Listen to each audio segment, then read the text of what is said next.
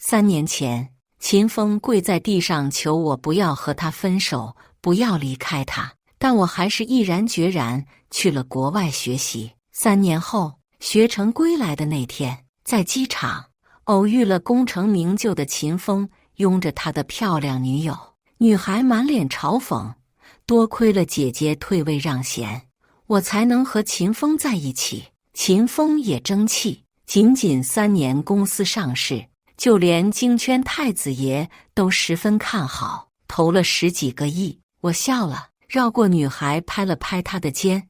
3年前是我不好，所以就让我未婚夫投资你的公司，表示一下对你的歉意，不要客气。闻言，一直面无表情的秦风瞬间红了眼眶。大家好，开始今天的分享之前，希望你能给人间烟火点个订阅，我将会分享更多优质的内容。时隔3年，再看到秦风是在机场，他成熟了不少，此时正拥着他心谈的漂亮女友楚星，用充满鄙夷又恨意的眼神看着我。我正打算绕过他们的时候，他怀里的女友伸手拦住了我，还多亏姐姐你呢，他娇嗔道，有意无意地看了一眼脸色不好的秦风，不然我也没机会会遇到这么好的男朋友。秦风可争气着呢，仅3年公司就上市，京圈太子爷陆北韩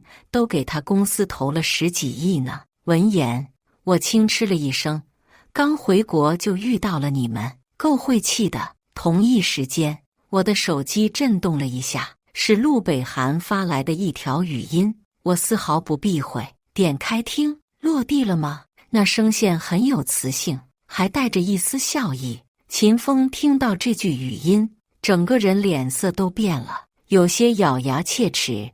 是谁？楚星脸上浮现嘲讽。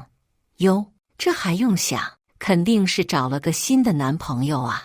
我笑了笑，二人对我的私人生活这么感兴趣啊？他眼里划过得意和不屑，自问自答道，你男朋友是不是拿不出手啊？也对，要是拿得出手，你早就全世界公开他了。他话音刚落，秦风低声怒喝，别说了。楚星被吼得愣了一下，呆住了。我扫了他一眼，绕过他，拍拍秦风的肩膀，眼里带着玩味。3年前是我不好，所以就让我未婚夫投资一下你的公司，以表歉意，不要客气。闻言，秦风的眼眶直接红了，他眼睛猩红，你这是什么意思？我挑挑眉，一切都在不言之中。楚星一脸不信，装给谁看呢？就你都不一定接触得到陆北韩，真是痴人做梦。而秦风只是死死盯着我手里的手机，刚刚给你发语音的是谁？我俏皮地眨眨眼睛，我男朋友呀。这3年，国内发生了很大的变化，周围的建筑全都翻了新，捕捉到我眼中一闪而过的茫然。秦风以手掩面轻咳了一声，京城变化很大，你要是和我道个歉，我可以考虑把你送到你要去的目的地。我弯弯嘴角，眼角淡漠，没理他，反倒是他怀里的楚星瞪起了我来，氛围陷入前所未有的尴尬。不过这尴尬还持续不到1分钟，一辆劳斯莱斯幻影已经停在了我的面前，司机摇下车窗，陆先生让我来接您。我微微颔首，迎着2人炙热的视线，拉开车门上了车。在车门关上的前1秒，我听见楚星不屑地笑了一声，我就说嘛，他一定是傍上了大款。车窗外的车水马龙彰显着这个城市的繁华。路过天桥时，我视线捕捉到路边一对小情侣，男生正在为女生吃小吃，不是多么贵重的东西，可2人脸上都挂着满足的笑。我仿佛透过他们看到了几年前的我和秦风。那天，他用自己兼职的钱给我买了1枚戒指，等以后我有能力了，就给你买最大的钻戒。我笑着看他，摆摆我的手，行呀，那我期待那一天的到来。他对我一直很好，好到我身边的朋友都羡慕我。我从一开始就是以结婚为目的和他谈恋爱的。后来他用自己存下的钱去投资，却惨遭被骗，亏得一败涂地。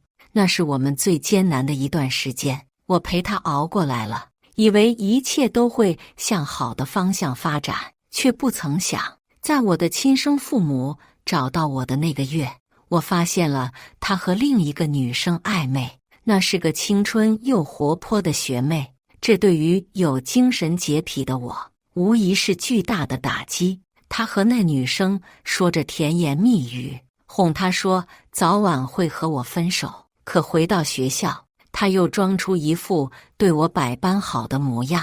那天他甚至没有察觉到我的异常。那天是我的生日，可他将一大半的时间放在手机上。若说他对我的爱没有变质，我自己都不信。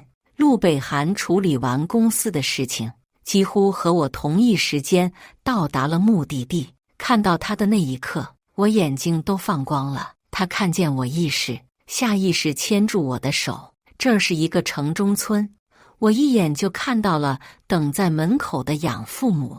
几年过去了，可他们身上浓浓的戾气还是掩盖不住。近几年，我的身份发生了巨大的变化，他们不再对我冷眼相待，而是热情地迎了上来。假惺惺，令人作呕。我淡然地抽出自己的胳膊，皮笑肉不笑。我今天只是回来收拾收拾自己的东西而已。看我一副再冷淡不过的模样，他们有些尴尬。我凭借着记忆找到了自己的房间，其实也不是房间，就是一个储物间而已。房间阴暗得很，湿气又重，一股浓浓的发霉味。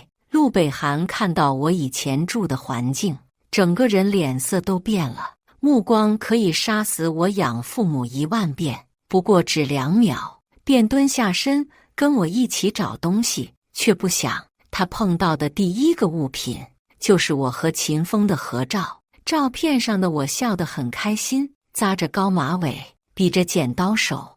陆北涵沉默2秒，小孩子气得哼了一声：“你前任没我帅。”我看他一脸傲娇的模样，我附和道：“对对对，他跟你比差远了。”听我这么说，他才心满意足，手腕一扬，就把那相框丢进了垃圾桶。我笑笑，拍拍手，继续找东西。人多力量大，不到10分钟，我就找到了那枚玉佩。那是我亲生父母留给我的，也是我在小时候走丢时身上唯一值钱的东西。东西已经找到了，我把陆北涵拉起来就要走。养父母看我那么干脆利落，着急忙慌地张开手拦住我，脸上陪着笑：“意意，我跟你爸对你那么好，你不在这多待一会儿啊？对我好。”我停下手里动作，冷笑一声，一把捋起自己的袖子。在昏暗的灯光下，胳膊上一道10厘米的伤疤仍旧清晰可见。对我好，我胳膊上这道疤是养父某天喝醉酒后发酒疯用水果刀刺出来的。那天我的胳膊血流不止，浑身发抖，养母却跟着踹了我一脚，满脸戾气：“打你就受着，不就是流点血，矫情个什么劲？”那年我才16岁，我做不了什么。后来我就很少回这个家，我努力在外兼职，就是为了摆脱这个原生家庭。那天我跑出了家门，我身无分文，是秦风发现了我，然后带着我去诊所包扎的。那天也是我认识他的第一天，我第一次和他见面时的狼狈，仿佛就在冥冥中注定了。我和他的结果注定也是狼狈的。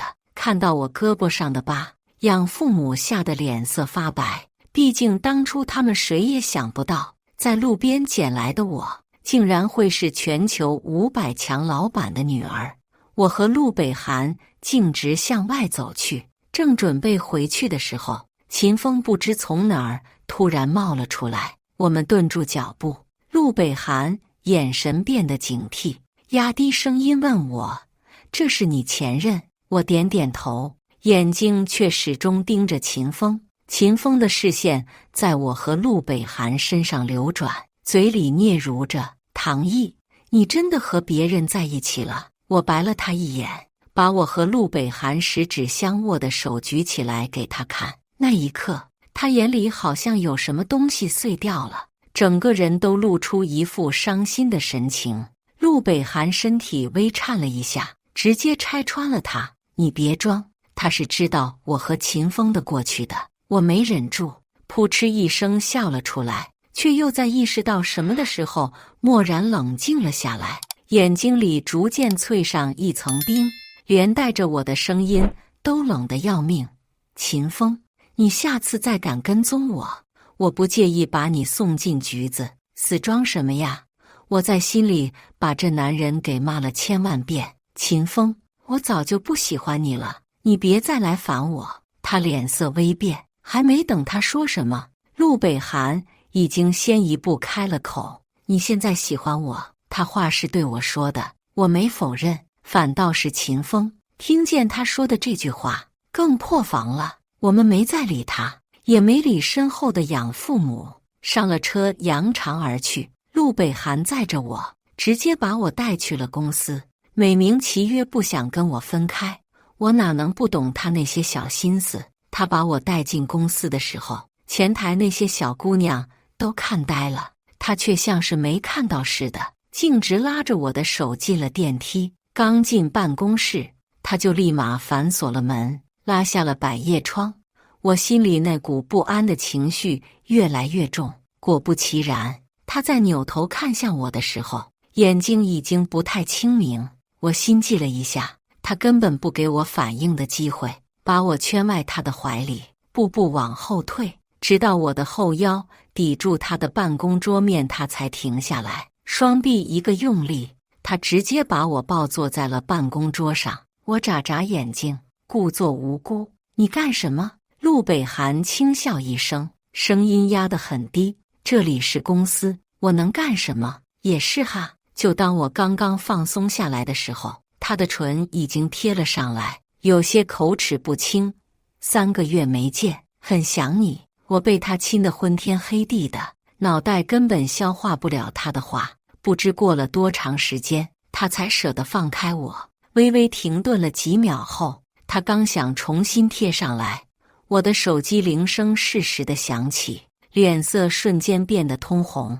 我忙推开他，慌得都没看来电人是谁，便接起来电话。里面传来秦风的声音：“唐毅，我等了你3年，我当初只是犯了所有男人都会犯的一个小错误而已，你就不能原谅我吗？”他话里话外都在指责我的斤斤计较。我笑了，按下免提，然后把手机递给面前的陆北寒。陆北寒挑挑眉：“秦风，还真不是所有男人都和你一样，别给自己脸上贴金。你有什么资本能让意义为你回头？”秦风的声音戛然而止，几秒后再开口时，他声音已经带上颤意：“唐毅，你就对我们的过去没有一丝留恋吗？你就是看陆北寒比我更有实力，才跟他在一起，对不对？”我撇撇嘴。陆北寒眯了眯眼：“你哪里比得过我？”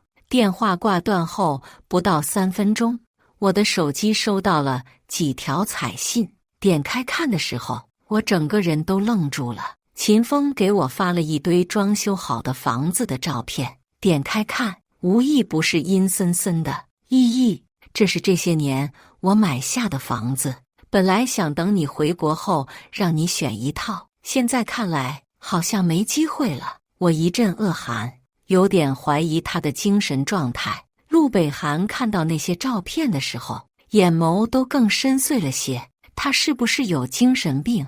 我点点头，顺便把秦风手机号码拉黑了。我们没在公司待太久，他没日没夜的工作，我硬要求他回去歇着。在回他家的路上，或许是太过疲惫，他直接靠着我的肩头睡了过去。我比他低，他靠着我根本不舒服。可他不听，宁愿不舒服，也不愿跟我分开一点。我刚想啰嗦他些什么，可低头一看他恬静的睡颜，还有一脸疲惫的模样，那些话瞬间说不出口了，只默默地把肩膀抬高了一点。他靠在我肩上睡觉，我刷手机都要小心翼翼的，索性也不玩了，闭上眼睛假寐。到目的地的时候，司机透过后视镜看到我们，一脸姨母笑，我脸红了红，把他推醒。他缓缓睁眼，睡眼惺忪。正巧这时，他的电话铃声响起，他迷迷糊糊的，刚摁下接听，里面就传来了他爷爷兴奋雀跃的嗓音：“我孙媳妇回国了。”我吓了一跳，陆北涵也是，他用了1秒的时间清醒过来：“爷爷，你怎么知道？你还想瞒着我呢？”爷爷爽朗地笑了几声：“现在全网都是你俩，我不想知道也难啊。”我瞳孔里充满了震惊，在陆北涵惊讶的面孔下，我刚打开手机，铺天盖地的消息就朝着我涌过来，还有无数未接电话。我定睛一看，有朋友打来的，还有我在国外的亲生父母打来的，还有他父母打来的99加的信息。我大致扫了一眼，都是在通知我上了热搜，顿时有一种不太好的预感。我第一时间打开微博，果不其然，这仅仅半个多小时的路程，我和陆北涵已经在热搜上被高高挂起。前10条热搜，光我俩就占了4条。井号陆北涵神秘女友，井号陆北涵和一陌生女子公开暧昧，井号太子爷陆北涵终于谈恋爱了，井号原来陆北涵不是同井号。越往下看越离谱，我有些难以直视。陆北涵看到最后一个词条，脸已经黑成了锅底，对上我充满笑意的视线，他瞬间委屈起来，把头埋在我的脖子里，哼哼唧唧。原来我的洁身自好都被他们当成了。我终于忍不住笑出声来，忍不住来了逗他的心思。换我的话，我也想不到25岁的陆北涵在之前没谈过一次恋爱呀。他身边的助理、秘书都是男的，他有些不好意思起来。那不是一直在等你吗？也是。我视线转移到手机上，随意点开了一条热搜，映入眼帘的是一段只有几秒的视频。我点开看，视频是隔着很远拍的，拍得模糊不清。从下了车进公司那10几秒，他始终揽着我的肩膀，还一直低着头跟我说话，脸都快贴在一起了。他穿着西装，身形颀长，很容易通过身形以及走路姿势判断出来，那就是陆北涵。在一起后，他一直想公开我，可他的热度太高，我不想成为公众人物，就一直推辞。至于这次上热搜，我扭头看向他，他眨眨眼睛，一脸无辜看我。我不是故意的。我继续看热搜下的评论，陆北涵谈恋爱了，我的幻想彻底破灭了。谁懂啊？我一直把他当小说男主看。楼上，我跟你不一样，我一直把他当我男朋友看，想看看究竟是什么样的女生才能拿下陆北涵这样的大腕。陆北涵就是上流圈子里的一股清流，私生活超级干净，也从来没有绯闻。想看看女生样貌，看女生体态也很好，是素人吧？感觉一点都不熟悉。我乐此不疲地看着那些评论，一个个挨着点赞。陆北涵小心翼翼看我，我们关系公开了，你没什么反应？什么反应啊？我手上点赞的动作不停，反正早晚也是要结婚的。听我这么说，他顿时乐了，登录上微博，回复那些深得他心的评论。我女朋友比我优秀，我不是你男朋友，我是她男朋友，不是她未婚夫。我生怕别人不知道我俩已经订婚了是吧？正当我们看得不亦乐乎的时候，突突如其来的电话打断了这份宁静，又是一个陌生号码。第一反应告诉我这个人是秦风，我没说话。陆北寒估计也猜出来了，拿过我的手机接起来，里面传来秦风故作冷静的声音：“唐毅，你这么大张旗鼓。”他话音未落，陆北寒已经打断了他的话：“你找我女朋友做什么？”听到是男生的回复，秦风没了声音。过了好半天，他嗓音里都带了颤意：“你现在和唐毅在一起？”陆北寒叹了一口气，已经有些不耐烦地躺靠在椅背上。“你耳聋吗？”话顿了几秒，他紧接着又说：“别再来骚扰我女朋友。”我倒吸一口冷气，他眼神淡漠，挂断了电话后才恢复正常神色。我始终勾着唇角，这通电话给他心情搞得不太好，不再在车上磨蹭。他拉着我的手就下了车。他的父母和爷爷已经在别墅门口等着了。我和他家人见面次数不多，还是有些紧张的。他挠了挠我的手心，低头和我私语：“没事，我父母都很好相处。”我的手心都微微出了汗。他的母亲看着很端庄，父亲看着也威严，只有爷爷笑呵呵的。却不想到刚走近，他母亲就展露笑颜迎了上来：“哎呦，催了这小子多长时间，终于把你带回来了。”我们才知道没来得及准备什么，依依不要在意哈，看你照片就很美了，没想到真人更美，这小子高攀你了。他笑的眼角都出了一些细纹，我一下就放下心来，环顾四周，他父亲的面容也缓和了许多。爷爷最是开心，这是我最憧憬的家庭生活。陆北寒是独生子，也不存在什么勾心斗角。我看了他一眼，他也正笑着看着我，低声：“我就说吧，他们人都很好。”我点点头，表示赞同。果然，家庭与家庭之间的区别是巨大的。之前，秦风也带我见过他的父母，那个时候我过得还算比较拮据。可是为了给他父母留一个好的印象，我特意将攒了许久的钱拿出来，买了一条价值不菲的裙子，打扮得格外好看的去见他父母。可我没想到他父母对我恶意这么大，在饭桌上，他父母打量的视线几乎要溺死我，紧接着一点也不避讳的当着我的面说我配不上他，还讽刺我的长相、我的身材，甚至还说出了我克他的话。我当时已经有了怒气，和他父母直接对骂不礼貌，我就转头看向他，他也没让我失望，蹙着眉让他父母尊重我。他父母没再说话，我满意他的态度，也在心里不断安慰自己。后来当他一次又一次坚定选择我的时候，我就在心里默默发誓，不管发生什么，只要不触犯原则，我就不会轻易离开他。我发现他和另一个女生暧昧的时候，根本没有藏着掖着，而是直接告诉了他，并且提出了分手。我再清楚不过，暧昧只有0次和无数次。那一刻，他彻底慌了，一次又一次的来求我不要离开他。那是我状态最差劲的一段时间。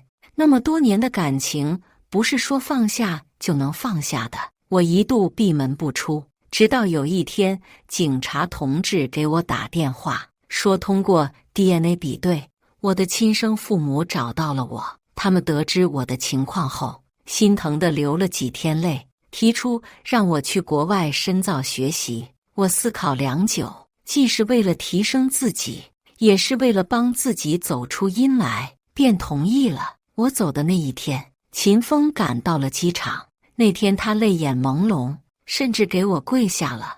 我妈干脆利落地给了他一巴掌。我冷眼看着他，毅然决然转头离去。这一去就是3年，思绪被拉回当下。他父母热情地招呼着我，我忍不住感慨了一下，那些日子熬过来了，我的未来一定很美好。他家吃饭一向很有规矩，可那天饭桌上充满了欢声笑语，他爸心情尤其好，难得的在家喝醉了酒，当即给助理打电话，说给全公司上下的员工加工资。我好气，一直到晚上躺在床上，我还身处一种不真实的感觉中。整个过程，我嘴边的笑容压都压不下来，那些词条的热度还在不断攀升。我没公开过自己的身份，所以对他们所有人而言，我就是一个素人，所以我的账号无人问津，反倒是陆北涵的账号早已经沦陷了。我继续刷着微博，10几分钟后，我的账号突然多了一条艾特，有人发了一条动态，你看到了吗？人家陆北涵有未婚妻，你还敢大放厥词说自己是他的女朋友，也不怕被正主拆穿啊？要不要我给你送点冰敷袋过去啊？你脸疼不疼？大唐毅，这条恶意满满的动态让我立马皱起眉头。我点进他主页一看，算是明白过来了。楚星，我刚回国时秦风搂着的那个女人，怪不得这么针对我。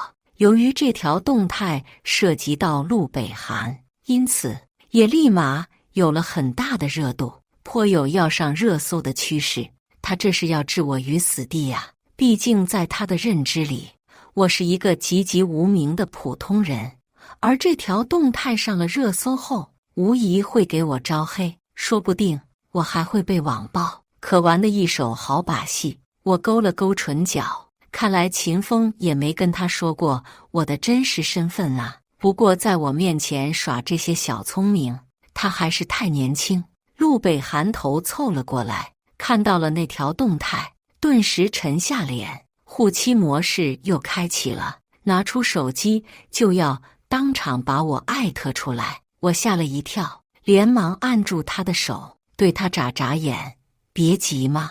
他眼睛里的阴翳消失不见，眼神充满了疑惑，不过也听我的，没有冲动公开我了。我思忖几秒，反给他艾特了过去。楚小姐，陆北涵确实不是我男朋友，他是我未婚夫呀。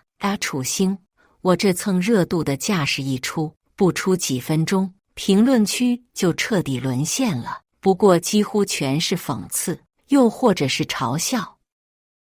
白日做梦的我还是头一次见，请问您是什么很有名的人吗？还陆北涵未婚妻，真把自己当个东西了，蹭热度的人而已，大家不要理会他。咱就是说，你空口无凭，总要拿出点证据证明吧。一时间，谩骂声铺天盖地地朝我涌来。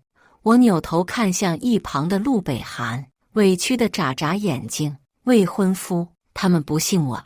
陆北涵一秒就反应过来，了然地勾了勾唇角，当即就你好一段文字发了动态。既然都已经被拍到了，那我也不再遮遮掩掩了。我先喜欢的他，我追的他，什么时候才能给我一个丈夫的名分啊？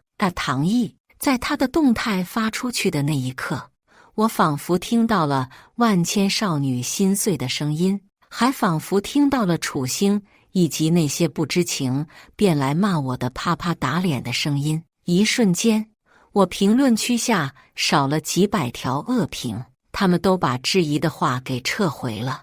我心里开心得很，转身给了他一个大大的熊抱。他拍拍我的背，声线都染上了笑意。我要被你勒死了。我再次抱起手机，脸疼吗？星星小姐，楚星。在短短几分钟内，这是发生一次又一次的反转，几乎所有关注这件事的网友都激动了起来，风吹哪边倒哪边，他们又涌入楚星的评论区，开始谴责他了。见风使舵的话而已，不必放在心上，不然多影响自己的心态。陆北涵公开我之后，楚星立马把动态给删了，连带着他以前发过的那些自拍也纷纷隐藏，尽可能地减少自己的存在感。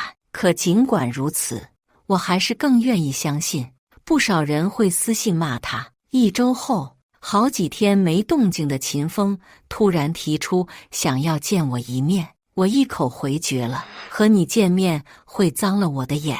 秦风沉默了很久，主动挂了电话。我思忖了一秒，看来我是时候换张手机卡了。这个手机号已经被秦风知道了，以后指不定会一直烦我。陆北寒如释重负地松了一口气，他终于不纠缠你了，我放心喽。我笑看他，怎么怕我被抢走啊？当然了，他声音闷闷的，毕竟你那么温柔又漂亮，我可不舍得把你让给别人。我笑容更深，给他打了个定心针。我又不傻，孰轻孰重我还是掂量得出来的。听我暗戳戳地说他重要，他整个人都支棱起来了，乐呵呵的去给我削水果了。低头看了一眼已经熄屏的手机，我脸上没什么变化，可心里却隐隐约约有些不安。秦风不是那种干脆利落的人，刚刚却只说了一句话就挂了电话，这个行为很反常。所以当几天后我收到一个匿名信封的时候，立马就意识到了这个人是秦风。陆北寒在我身侧，看我神态变得不正常，有些紧张地摸了摸我的额头。我尽力保持着镇静，可还是忍不住被气得身体发抖。陆北寒也立马严肃起来，扫了两眼信封上的内容，他的脸也沉了下来。秦风为了和你见一面，绑架了你的养父母。我点了点头，眼神复杂。闻言，陆北寒忍不住爆了一声粗口，卑鄙无耻。我叹了一口气，脑子里复杂得很。虽说我养父母一直以来对我很不好，随意打骂虐待，但是不可否认的是，如果不是他们当初把我带回家，我或许根本活不到现在。不管怎么说，他们对我有养育之恩。我现在只知道秦风把他们绑架了，却不知道他们的情况如何。袖手旁观是不可能的。缜密思考了2分钟，我还是开了口，我去见他。陆北寒几乎立马否认，不行，他都能做出绑架这种事，你单独去，遇到危险了怎么办？我笑了笑，安慰他，他不会对我怎么样的。可其实我自己心里也没底，可他信中明确要求我一个人去，我不敢打草惊蛇。当天下午，我就推掉了手上所有的工作，去到了秦风在信中说的地方。那是一个废弃的工厂，我根据他的提示左拐右拐，才在最深处发现了他们几个人。我的养父母看到我那一刻，像是看到了救命稻草。唐毅，救我们呢！我冷冷地看了他们一眼，他们立马闭了嘴。我视线透过他们，看向他们身后的秦风，在和他视线对视上的那一刻，我忍不住心颤了一下。他似是很颓废，黑眼圈很重，面部也微微凹陷了下去，看起来有点吓人。可我还是强装镇定。我现在过来了，你能把他们放了吗？秦风冷笑了一声，声音都不自觉扬高。放了他们？不可能。他步步朝我逼近。依依，其实我没想到你会真来，毕竟他们之前对你那么差，你还来救他们做什么？你可真是善良啊！我抓他们就是为了帮你报仇，你知道我有多爱你吗？几句话的功夫，他已经走到了我的面前，我忍不住向后退了一步。他还在继续说，你怎么能跟陆北寒在一起呢？我都挣了那么多钱了，我的钱都能给你花，你怎么能和他在一起？这3年我买了很多套房子，你喜欢哪套哪套就当我们的婚房。我对你那么好，你不能离开我。我一阵阵心悸，看他精神状态有些不稳定，我索性直接扯开了话题。你只为了帮我报仇吗？才绑架他们？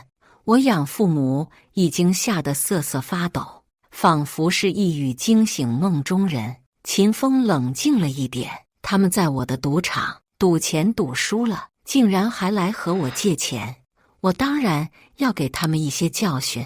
我敏锐地捕捉到关键词：你开了地下赌场。秦风冷笑：还不是这样来钱快，不然我哪来的资金去创业？原来如此，我说。他怎么能在3年之内从身无分文到身价过亿？好歹之前情分一场。我叹了口气：你知不知道你这是违法的？严重的话会查封你的公司。无所谓。秦风声音低了下来：我挣钱就是为了追回你。既然你毅然决然不跟我有往来，我要那么多钱还有什么用？他喃喃自语，像是疯了一样。我却只觉得他可悲，看向他的眼神都充满了同情。估摸着到时间了，我轻按了一下口袋中的遥控器，不出1分钟，陆北寒就带着一众警察冲了进来。他进来的时候神色都是紧张的，拢着我的肩膀，上下好好查看了一遍，确定我没受伤后才松了一口气，转头冷眼看向秦风。几个警察已经把秦风给制服。秦风先是愣了一下，紧接着挣扎了起来，但是凭借他一个人的力气，又怎么可能抗争得过警察？在被带走之前，他用极其失望的眼神看向我：唐毅，你骗我！我弯了弯嘴角：秦风，你知道的，我不傻。紧接着，我把自己包里的录音笔拿出来，交给了警察，相信法律自会有判决。最终，秦风因开设赌场、绑架他人等数罪并罚，而被判处有期徒刑5年，缓期1年执行。公司被查处，他变得一无所有，这正是属于他的结果。这巨大的落差感绝对可以让他精神崩溃。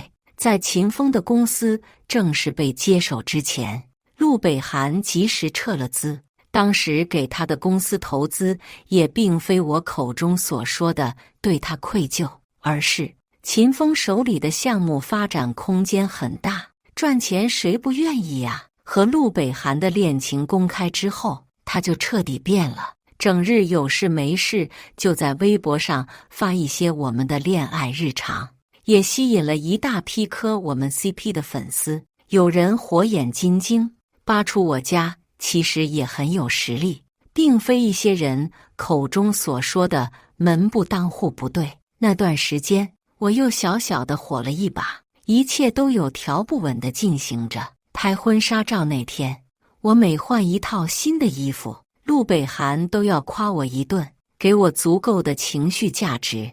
我却总感觉有一道炙热的视线跟着我，四周张望的时候，正好对上了一道熟悉的视线。我愣了一下，1秒后就反应过来，那是谁？楚星，他竟然是这家婚庆公司的化妆师。我看向他的时候，他立马低下了头，可我还是敏锐地捕捉到他眼中一闪而过的恨意。也对，前段时间因为我和陆北寒发的动态，他被网暴得不轻，甚至有些人已经上升到了人身攻击，可我却始终认为那是他自作自受的结果。今天是很重要的日子，生怕他再出什么坏点子，我不自觉向后退了退，开始变得警惕。拍摄婚纱照的时候，摄影师微笑着指导我们的动作，我微微放下心来，目光刚聚焦到摄像机上，就听到头顶上方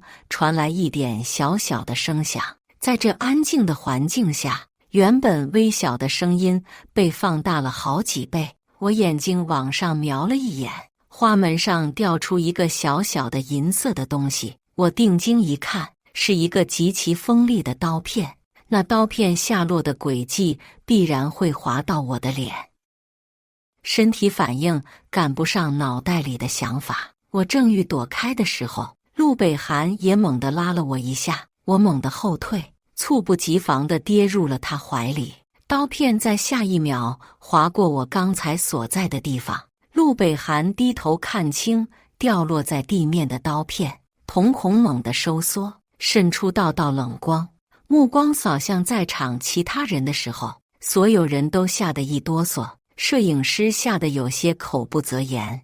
张了张嘴，却没说出什么话来。陆北寒目光阴沉，你们最好能给我一个解释。婚庆老板脸上尽是惊慌，嗫嚅了半天，也没给出一个解释来。我侧头看了一下不远处的楚星，不知是不是我的错觉，我在他脸上看到了一丝遗憾，遗憾没划到我的脸。我低垂下眸子，调监控吧，如果是有人恶意为之，那我就选择报警。我的语气很冷静，楚星脸色立马变了，眼神变得惊恐。我基本可以确定就是他干的了。见我冷冷地盯着他，他犹豫了几秒，还是走上前来，声音似蚊子哼哼，可能是在制作花门的时候不小心落在里面的，真是拙劣的借口。我哼笑了一声，在看到监控画面的那一刻，他百口莫辩。这里拍得很清楚，他知道我要来这儿拍婚纱照之前故意放进去的，放了还不止一个，其他的只是还没掉下来而已。这次还没等我说话，陆北寒已经报了警。看向他越发惊恐的脸色，我笑了笑，拍拍他的肩膀，害人害己。上次我没让陆北寒追究他的责任，这次我不会再惯着他。我和陆北寒的婚礼定在半年后，彼时秦风还未入狱。婚礼那天全城轰动，他给了我一个最气派的婚礼，不惜砸金过亿。在我们身后的大屏幕上，是我们一路走来的不容易，从他对我一见钟情，到对我开展猛烈的追求，再到我同意他的表白，一路上都很顺利。这就是别人口中所说的正缘吧。可是比起什么正缘不正缘，我更愿意相信的是陆北寒足够爱我，他付出了他的所有。婚礼现场来了许多新闻媒体进行现场直播，在他为我戴上戒指的那一刻，全场爆发出雷鸣般的掌声。我控制不住的鼻尖发酸，泪眼朦胧中，我仿佛看到了角落中的秦风。与此同时，他正在台下微笑看着我，看口型仿佛在说：唐毅，祝你幸福。以上就是今天分享的故事，大家有什么想说的、想吐槽的，欢迎在下方评论交流，也更希望能给人间烟火点个订阅，我将会分享更多优质的故事内容。